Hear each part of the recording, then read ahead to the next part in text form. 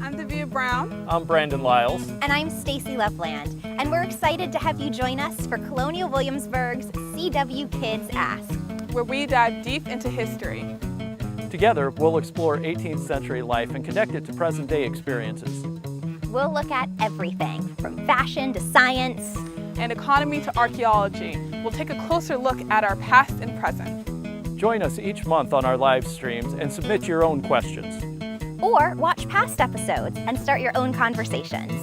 The past has something for everyone. So come join us as we discover the past. Did everyone agree about declaring independence? On the 4th of July every year, we celebrate our nation's Independence Day. With fireworks, food, and fun, we remember how 13 independent colonies became united together in the hopes of declaring ourselves a free and independent nation from Great Britain. But while we know that the signers of the Declaration of Independence believed in the decision they were making, enough so to sign what could potentially be their own death warrant, there were plenty of men, women, and children who were against declaring independence, or who wanted to remain neutral on the decision. And each of these people had their reasons for how and why they decided. In today's live stream, we will look at some of those reasons. Hopefully, you'll remember how complex the decision of declaring independence was the next 4th of July holiday you celebrate. Hello, everyone. Thank you all for joining us today for this episode of CW Kids Ask. This is our monthly live stream just for students, where we will explore 18th century life, which means the 1700s, and learn about the people, events, and ideas that help shape America. Each month, we will bust some myths and misconceptions, explore primary sources, and answer questions that you send to us in the chat. I'm Stacy Loveland, and today we're going to answer the question, did everyone agree about declaring independence? Please take note that this discussion is focused on declaring independence and not on the entire Revolutionary War itself. Joining me today are Brandon Guglielmo, Mary Lawrence Herbert, and Kelsey Bristow. Thank you all for joining us, and why don't we have you start by just telling us a bit about yourself? Well, my name's Brandon Guglielmo. I've been working here at Colonial Williamsburg for about 6 years now, and I've been doing research on the 1700s for about 6 years now, and I still don't know if I would be a patriot or a loyalist after all that time. Hello, my name is Mary Lawrence. I've been with Colonial Williamsburg for about 5 years now. And after doing all of my research, I don't know where I would have been either in the 18th century. And my name is Kelsey Bristow, and I, without a vote in the 18th century, would have been a loyalist. God save the king. Well, I'm thrilled you're all here with us today. For everyone watching, please, as I said, send in your questions. We are more than happy to answer them live on air. We can't wait to do so. But just to get us started off, I have a few questions of my own. First of all, how diverse was the population of Virginia, and more specifically Williamsburg, where we are right now, in the Revolutionary era? So Virginia and Williamsburg are a really diverse location in the 18th century. The city of Williamsburg, well, it was never really a large city. Only 1,880 people lived in the city. About 52% of the city's population was African at the time of the Revolutionary War. And we see all sorts of different peoples living here in Virginia, from the enslaved and freed Africans, the Native Americans, and there's even a couple of people of Asian descent living in Virginia in the 18th century. So it's actually a pretty diverse place. It's interesting to think about the idea that as you walked through the capital city of Virginia, the minority of faces that you would have seen every day are of white European. Wow. All right, now based on the answer you guys just gave, I think I know how you're going to answer the next question, but just so we're all on the same page, did everyone in the population have equal say when it came to the government in the 18th century? No. In the 18th century, if you wanted to participate in your government, you had to meet certain qualifications here in Virginia. You must be a white male above the age of 21, in good standing with our Church of England, and who owns a significant amount of property. And that really kind of boils down to about 5% of the population for any given year who could even participate. And in order to be in the Capitol making the laws, it is even a smaller group than that. Well, since we're looking at the whole population. We can look at the people who were voting, who were sitting in the government actively participating, as well as everyone else supporting or not supporting the war in different ways. For all these individuals, what are some of the factors that we're looking at that help them decide whether or not to declare independence? What were people considering back then? I think finances were a major consideration of the period. If you have money and you own lots of land, you are more likely to have a pro-independence opinion, because once we get rid of the British system of government, who will be at the top of the pyramid? Mm-hmm. You are.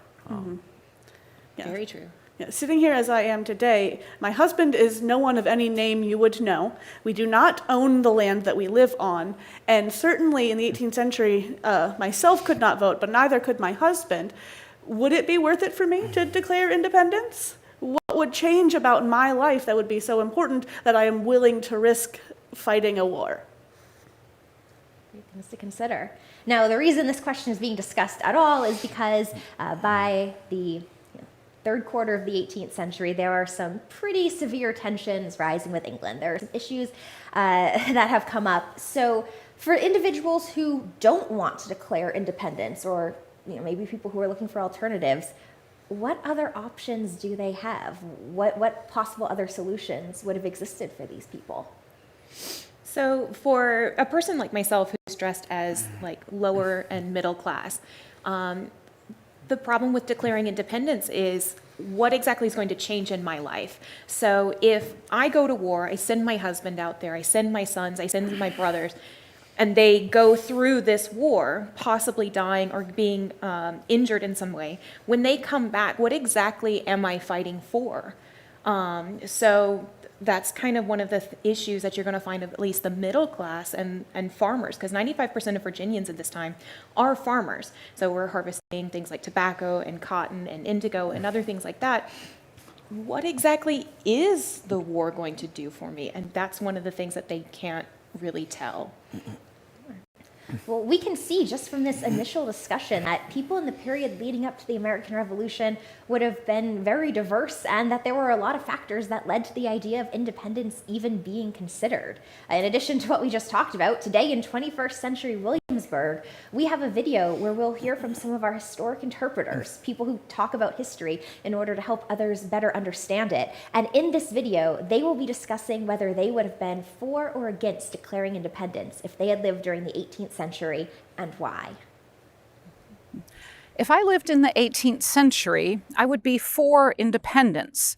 It would not be a decision that I would come to lightly, of course. My family would have most likely been here in Virginia for several generations.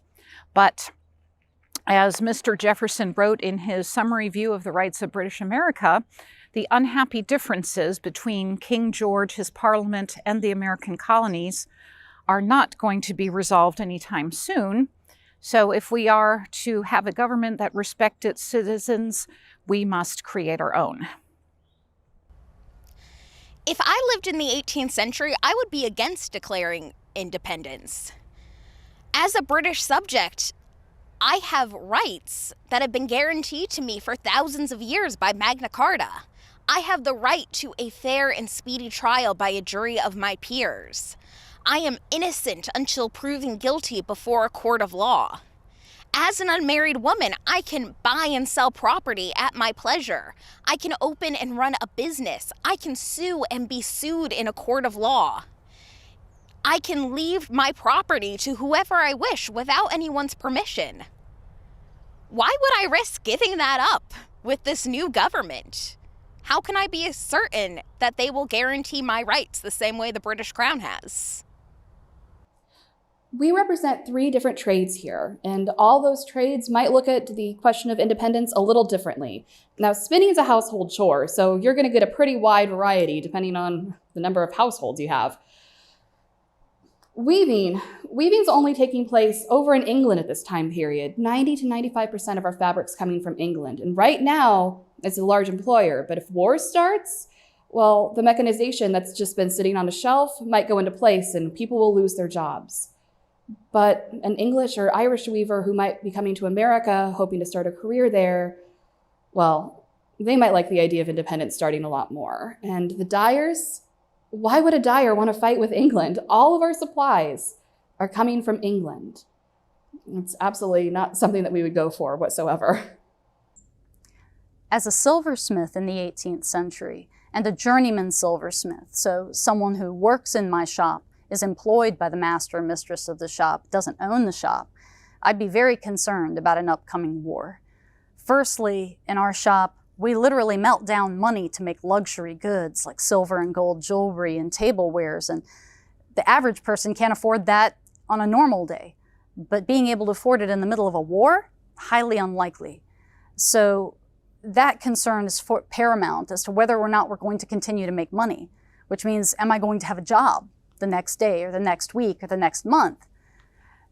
Couple that with the fact that we're also seeing the folks like the Sons of Liberty running around, and these are people that want everyone to join the patriot cause, which is very laudable. It's very worthy of applause. However, they want me to boycott British goods, and if I boycott British goods, then we're not going to have people coming into the shop as much, and my family might starve. At which point they might say something like, well, wouldn't you rather have your house burned down next week, or we could tar and feather you to make an example of you, and that can kill you. That could cause damage to my family, hurt the people that I love, in addition to death. So that having been said, in most cases, sure, I suppose I will boycott British goods at that point, but it's unlikely that I would actually have a very strong feeling about the patriot cause other than protecting my family. From that video, we can see that even from a 21st century perspective, the decision of being for or against independence wasn't always completely down the middle. Even within the same groups, like women or tradespeople, there wasn't complete agreement. Maya, for example, mentioned rights guaranteed by the Magna Carta. Could you tell us what the Magna Carta was? Oh, that's a wonderful question. The Magna Carta is a very important part of English legal tradition. It's a very important document signed into law in England. It was written in 1215 AD, in the middle of the Middle Ages, and a group of noblemen forced the king at the time to sign the document guaranteeing certain rights to Englishmen. So it's really it's the first real Bill of Rights that we see in the English system of law that we inherit here in America because of the colonial time period.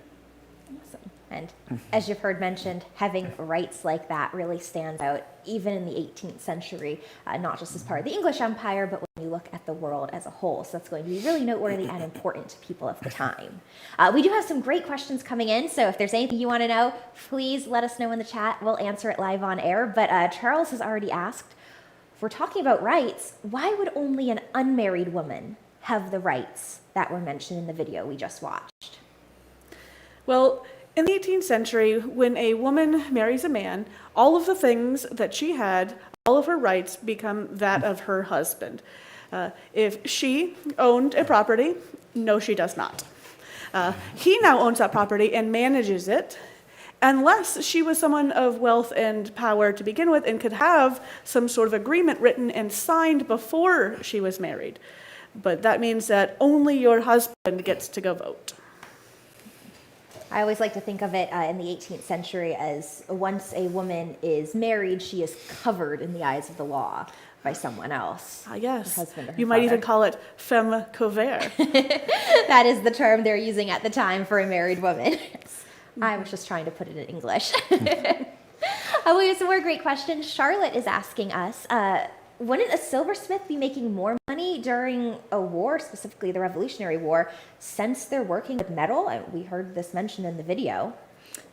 So a silversmith may not be making as much money in the war period because there's not as many people being paid, and the silver is not necessarily coming in like it used to be.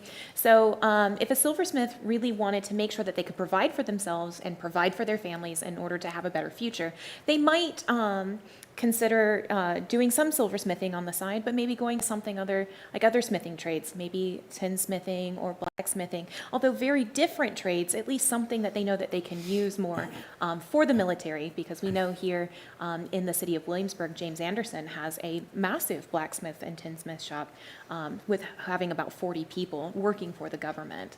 That is true, Mary, but we also see people like James Getty, who were silversmiths here in the city of Williamsburg, abandoning their silversmith shops in an attempt to become farmers during the Revolutionary War.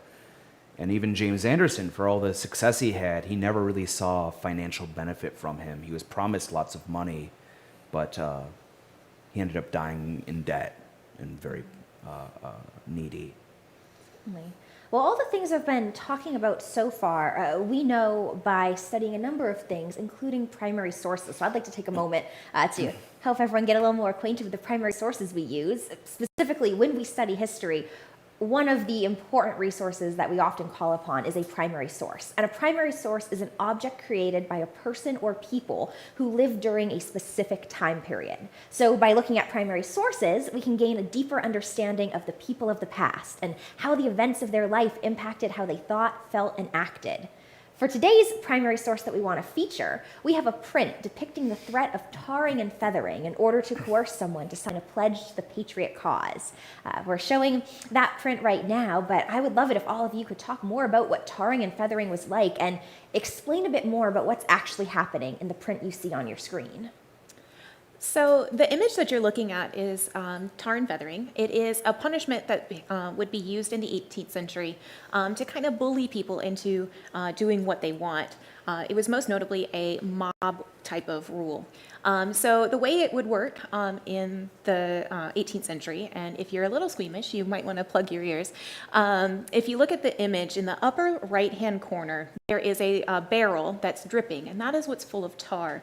So what they would do with that tar is they would heat it up, and then they would pour it over the poor unfortunate person who was being tarred and feathered. When that tar touches your skin, it causes burns. Now, some of those burns may be similar to like a really bad sunburn. Sometimes it can get even worse than that. But as you touch the tar to try to get it off of your body, it smears around, causing more problems. And then also on the same image in the upper right-hand corner, you see a bag, and that bag is full of dirty chicken feathers. And so to embarrass people, what they would do is they would dump these chicken feathers on top of the sticky tar and covering yourself to make you look like a chicken.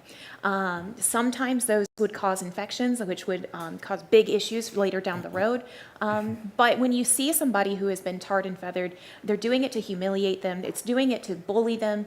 And at bare minimum, you'll have scars all on your body, but it can be as bad as death. That's pretty severe. And we have prints illustrating that it happened, which is how we know more of its role in the time period. But Clarence has written in with a great question, asking about other things we're seeing at the same time, asking specifically, what other acts aside from tarring and feathering were being used to coerce people to choose a side on declaring independence? Because I know that's not the only thing that was happening. In urban areas here in Virginia, we see a lot of mob actions. Cities like Norfolk, Virginia, southeast of here, in 1776, on the 25th of December, I believe, the city is burned to the ground by Patriot militia because the city is so loyalist. And they end up blaming the British for burning the city to the ground. And you still see in some history books today it says that. But you see people burning down houses. You see threats of lynching or extra-legal or illegal murder that will not be, the people who do it will not be punished. You see threats to property. People, if they do not choose a side or if they choose the wrong side, there's a strong chance they'll lose everything they have and be forced to flee this area. And it doesn't just have to be physical violence. You can even just knowing somebody who is chosen the wrong side, if you just shun them, If you do not do business with them, if you tell everyone you know not to do business with them, they still feel those effects without you ever having to do the violent act. So, with all the types of coercion involved in getting people to choose one side or another, Chloe's picking up on something that definitely happened in the 18th century, asking, were there families that were split over declaring independence? Do we see any of these techniques splitting families apart? Can you tell us a bit about when we do see that happening? So there is actually a family here in Williamsburg where this drastically affects them. So we have the Randolph family. So Peyton Randolph is Speaker of the House of Burgesses. He has this big, massive house here. His brother John Randolph also lives in the city on the other side. Now, John Randolph and Peyton Randolph are descendants of somebody who was actually knighted by the king.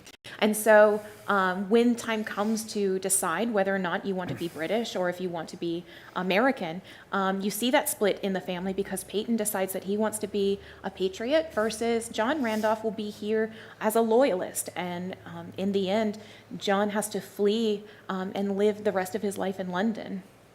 Wow.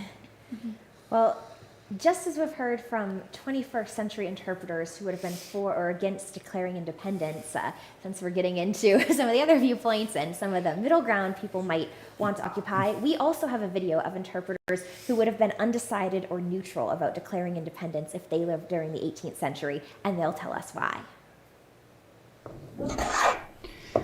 How would I feel about declaring independence? Well, I really don't know. I mean, on one hand, I don't like somebody across the ocean telling me about what I should do with my life or making decisions for me that I don't have a say in it.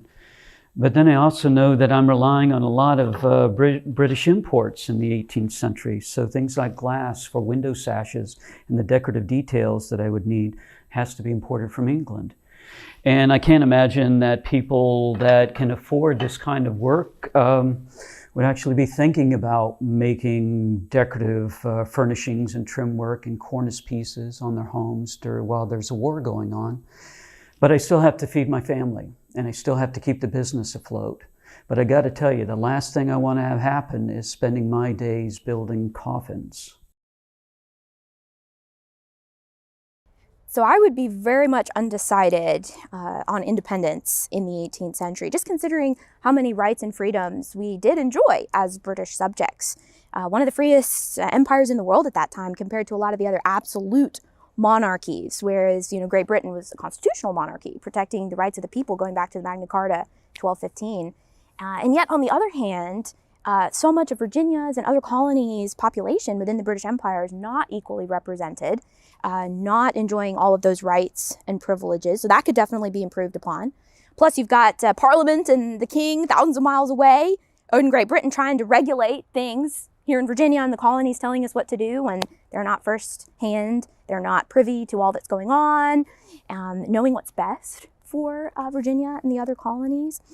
But then again, there's no guarantee we would win the war or the struggle against Great Britain for independence. And that could result in some very serious consequences if we did not. So there's a lot to weigh and consider. Yes, we could potentially create a new and better government that could keep the good parts of the British system and improve upon those that were not so good. And yet, what would be the consequences? So it's a lot to weigh and to consider in that sense. So if I was living during the 18th century, being a carpenter, being an African-American person, I don't think I would choose either side, because neither side is offering freedom for those that are African Virginian, mixed race Virginian, your native people. It's only freedom with limits depending on what side you're on. So the governor of Virginia, Lord Dunmore, offers freedom to enslave people, but only enslave people of rebel masters. So meaning the masters of enslaved people of people like George Washington, Thomas Jefferson, but not of enslaved people that belong to British slaveholders. So for me, I wouldn't really take a side. I would kind of be in the middle, maybe. I still wouldn't be trusting either side if I chose to be on the side, to try to get my freedom. So I'm a carpenter in Williamsburg, and here's what do carpenters do. we're in the house building business. And when the Revolutionary War started, when it broke out here in Virginia, one of the things that happened is people stopped building houses, you know? It was a want, not a need. And so the carpenters kind of fell on hard times. A lot of them here in Williamsburg realized that the best new customer in town was Virginia, because all the soldiers were mustering into town here and they needed barracks fixed up and they needed all kinds of woodwork. And so the state, with a committee of safety, and then later the state, was paying pretty well. So a lot of carpenters found it very easy to side with the patriots. Some of the others, they just wanted to be left alone, just like lots of people, you know, I don't want to pick a side. But the economics of the business, you know, sometimes you had to pick a side. And some people said, I don't want to have anything to do with this. And they just left. So those guys just took themselves out of the equation. But in that first group of people, the carpenters that worked for the state, some of them were secretly siding with the other side, but they needed the money. And when the British arrived here in Williamsburg, all of those guys who were secretly on their side came out and said, hey, we're with them, we're with the British. And then when the British left Williamsburg and headed to Yorktown, that left these guys in a bad spot. Some of them had to follow the British to Yorktown. Some of them ended up in the jail here in town. So it was a really tough decision. Which side am I going to pick? Because, you know, I have to think about it as a businessman. I have to keep money coming in. And then, you know, also these guys had a political opinion just like lots of other folks. When we think about words like independence or freedom, it is important to consider what those words meant to the different people of the past. In the video you just saw, a couple of interpreters brought up the point that not everyone was included when it came to having a say in government, such as people of African descent, mixed descent, or American Indians. Could you elaborate more as to the reasons why these groups of people found it more beneficial or necessary to remain undecided or neutral about declaring independence? I think for a lot of these people, it doesn't really matter who wins the war. There are some enslaved people who do believe that, well, if we're going to do this liberty thing, that means we're going to have to end slavery. And unfortunately, that wasn't the case. We also find, you know, if your master says God save the king, or if your master says God save George Washington, what's really the difference? For a lot of these people, there was none. So why not just stay as neutral as possible? For a lot of the American Indian tribes, by being pro either British or being pro American, a lot of times that means that you're going to have to break established treaties that were already there and have been for a long time. And there is the idea of, if you have already made a treaty with a group who actually lives here, it might be beneficial to keep with that treaty, whether or not you think that they will follow through on their end or not. We unfortunately have a long history, starting before the Revolution and before this idea of independence, of making treaties with Native peoples and ignoring the parts we don't like about it so much. Wow, that's certainly a lot for those individuals to consider. We have a fantastic question coming in from Carter about this, and anyone else who wants to know more, just keep asking us questions, we'll keep answering. But Carter is specifically asking, were there enslaved people who ended up choosing the opposite side of their slave owner? Do you see that happening? Yes, that's a wonderful question, Carter. We actually see this happen a lot, especially here in Virginia. The final royal governor of Virginia, Lord Dunmore, passes a proclamation stating if your master is free, if your master is pro-independence and you are enslaved, you can join the British Army, fight, and earn your freedom. They formed a regiment known as the Ethiopian Regiment here in Virginia, and they fought in the southeastern region in 1775, early 1776. And very similar idea to that is, again, do we believe them when they write in this treaty that you will be free? There is a formerly enslaved gentleman who lived here in Williamsburg, who was the barber in town, Caesar Hope. And he wrote into the newspaper saying, if you believe this, good luck, because I think that this is all a bunch of lies. So you really get to see both sides there. Important. Well, Ashley is then asking, were there people who thought that if they stayed undecided or neutral instead of picking a side one way or the other, that things might be resolved quicker? Do we see any writing about that? I haven't necessarily seen any writing about it, but I have heard stories about people who were attempting to ignore the political things that were happening that led us up to the Declaration of Independence and the Revolutionary War. A lot of people, especially along the outer areas, may or may not have, tried to get involved with it at all, trying to protect themselves and their privileges that they have. The let's wait and see mentality. And when we look at that, it's, as you said, it's people who might not be immediately affected by that, choosing to remain neutral, undecided. But then on the other side, there are people who might choose to remain neutral or undecided because the risks that they're presented with are then so high. Could you guys talk a little bit more about the possible risks of choosing a side beyond just things like being tarred and feathered, but possible risks of winning and losing for either side, as well as the rewards that could result? For loyalists, there is a reason why they really didn't want to choose sides too often, is if they lost the war for independence, they would lose their homes. In fact, a lot of the American loyalists are expelled from North America. They're removed from what becomes the United States. They end up settling in what's now Nova Scotia and Canada. But a lot of people did lose their homes because they supported the British government. But at the same time, if the British had won the war, they probably would have gained more land from people who were found guilty of committing treason against the British government, going against the British government, or people who, or just being awarded land as a prize for their support and their loyalty. And you mentioned treason.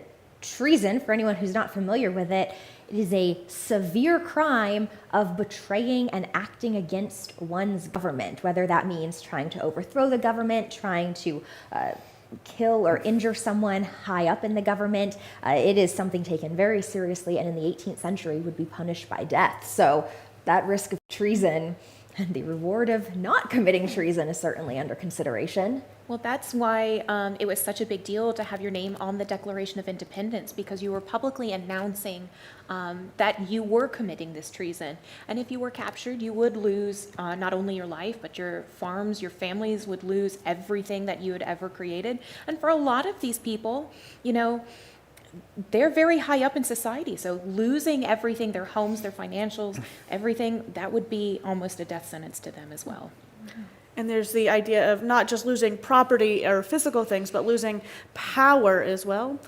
For certain people, like Robert Carter III, who was on the governor's council, who was appointed to that position, no one voted for him. He sat kind of on the fence, and he didn't know which side to pick, because he lived here in Virginia and he supported the idea, but he was appointed by the king's authority, and if he actively worked against that, then he might lose his position of power and not be able to continue living his life in such a way he was accustomed. And that seems to be a trend that I'm hearing. You keep mentioning people having to live their life in a different way than they're accustomed to, people's financials being impacted, people's property being impacted. Erin is asking us, where are the trade items that you keep talking about when you say property being impacted, lives changing?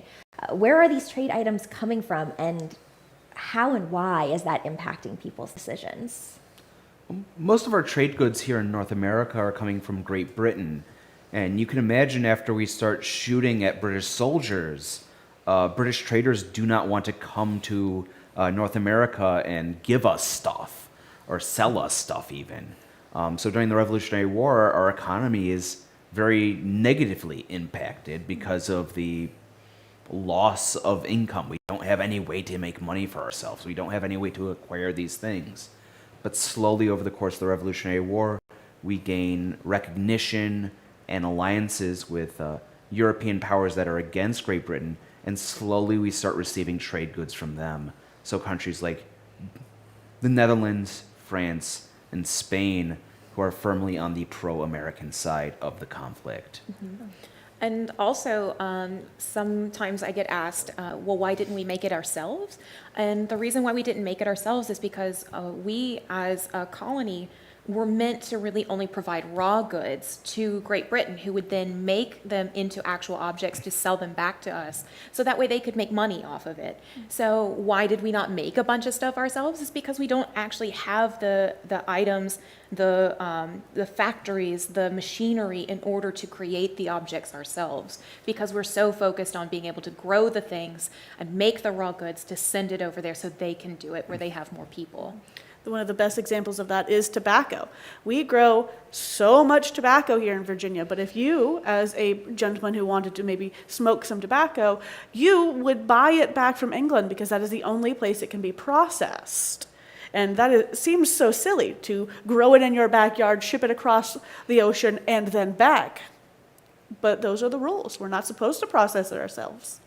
And if you'd like to learn more about how the colonial economy worked, to have an even deeper understanding of exactly why all this is so crucial to someone both living their daily life in the 18th century and watching in concern as the American Revolution comes closer, we have done a live stream this season on the colonial economy. It was our live stream for October, so that is on our website for you to check out as well if you'd like to learn a bit more.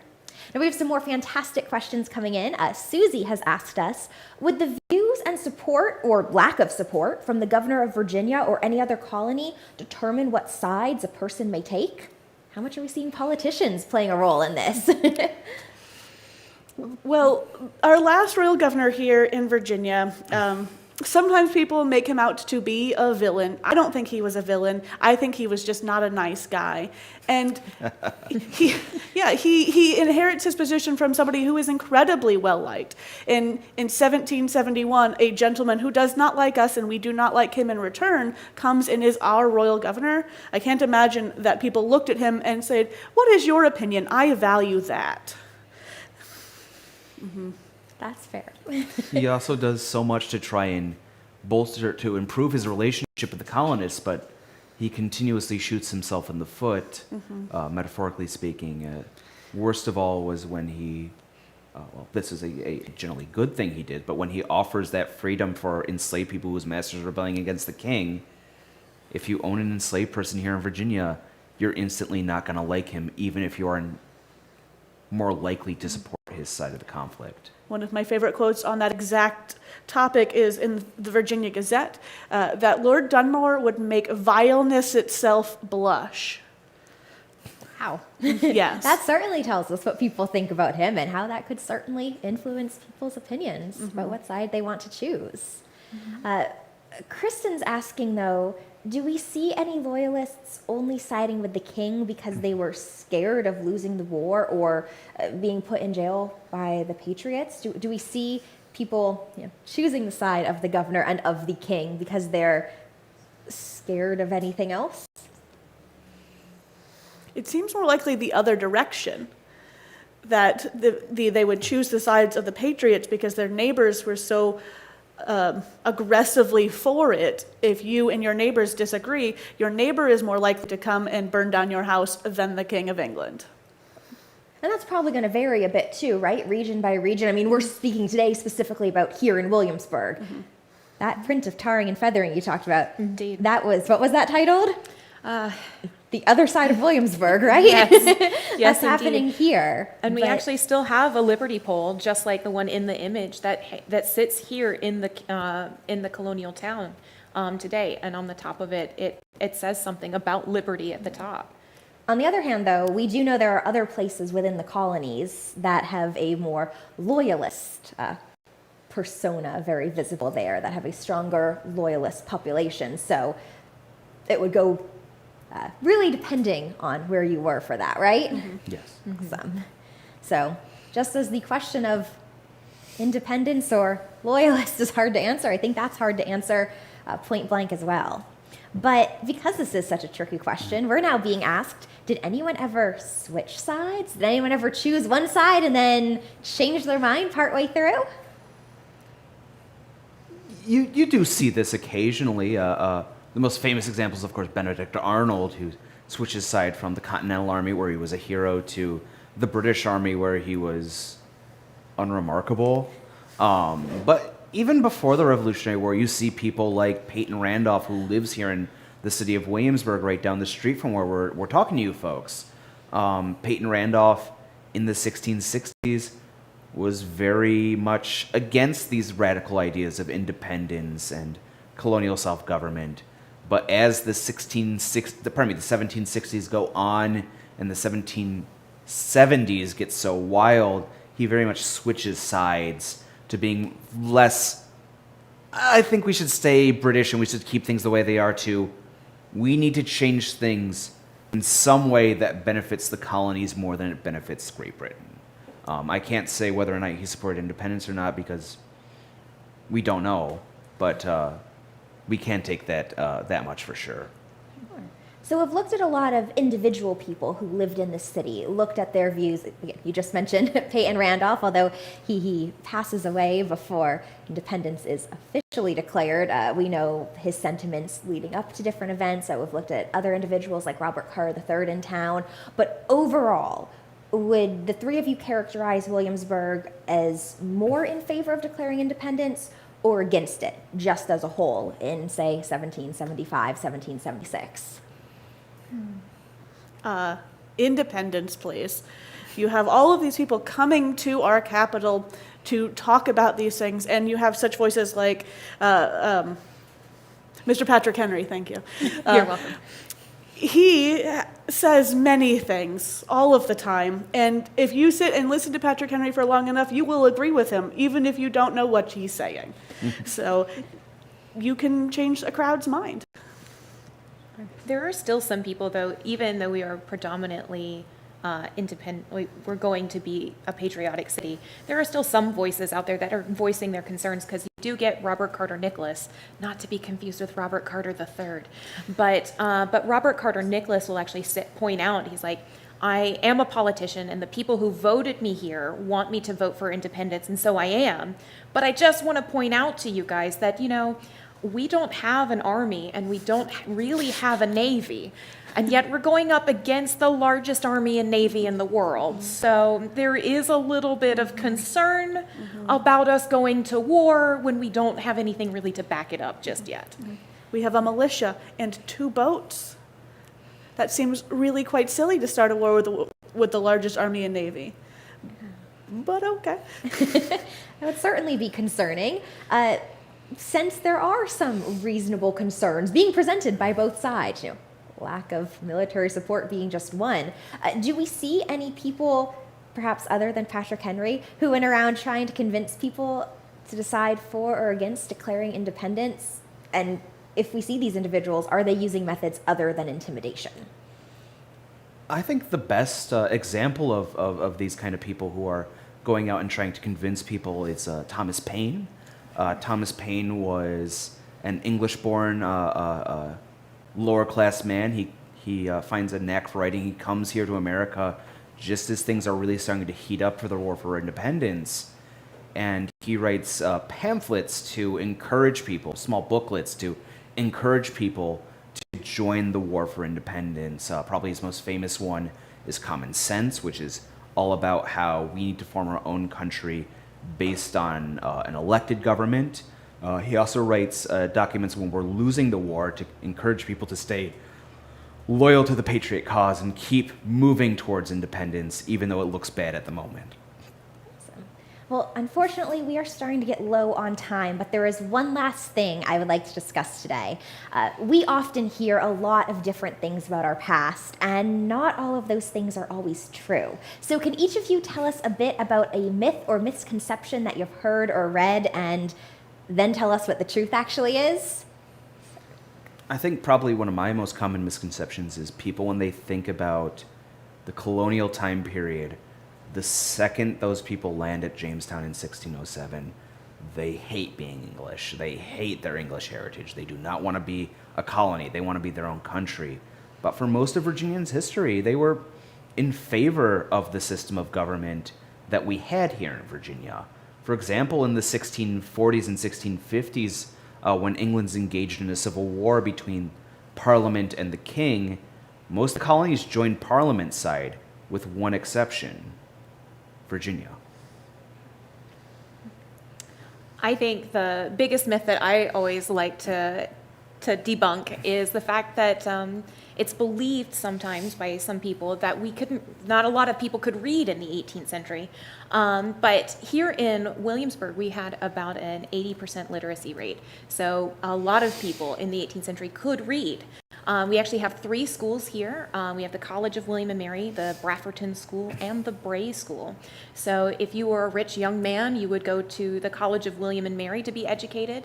If you were Native American, you could be brought to the Brafferton School to be educated in Christianity, reading, writing, and arithmetic. And then the Bray School is the school for free and enslaved Africans who would get reading, writing, arithmetic, and religion. Now, if you were a young lady of the 18th century, you're probably being educated at home by your parents or your family or in the trade, as that is part of your apprenticeship. So yes, you are learning to read here in the city. Well, and that would really have an impact then with everything we've been talking about today. People are informed, right? They can read the pamphlets Thomas Paine's putting out. Right, the books, the pamphlets, and the newspapers and everything else that comes with people writing about the things that they're seeing, that they're hearing, letters to each other. So you're seeing a lot of people passing information around through reading. And I would like to kind of follow what with Mary is saying by talking about things that are written down as primary sources from people in the 18th century. A lot of times people will just believe that they are telling the truth. And unfortunately, we cannot do that. At any point in history, if someone knows how to write and has access to a pen and paper, they can write down whatever they'd like. So while 80% of the population here in Williamsburg could read, what they are reading may or may not be as truthful. If you are reading about Lord Dunmore in the newspaper, the person writing about him might not have even ever met him. But if you're reading about the Patriots and the Loyalists, who is writing and with what agenda? So we can still learn a lot about the past by reading our primary sources, but we have to think carefully when we analyze them. Yes. That's important. Thank you for highlighting that. Today, we are very lucky, and we do have the luxury of knowing in the 21st century that we were able to successfully declare and achieve our independence. But in the 18th century, people had no way of knowing what would happen. And as we have discussed today, it was not an easy nor a unanimous decision. I hope that all of you watching will continue to look to our past and the various thoughts, opinions, and feelings that were held. It will help us better understand our present and figure out where we want to go with our future. Thank you again to Brandon, Mary Lawrence, and Kelsey for joining us, and all of you for watching. This project today was funded in part by a generous grant from the National Endowment for the Humanities. We invite you to join us again next month for our January 19th live stream, CW Kids Ask, How Did Colonial Government Work? We hope to see you then, and until then, enjoy the rest of your day.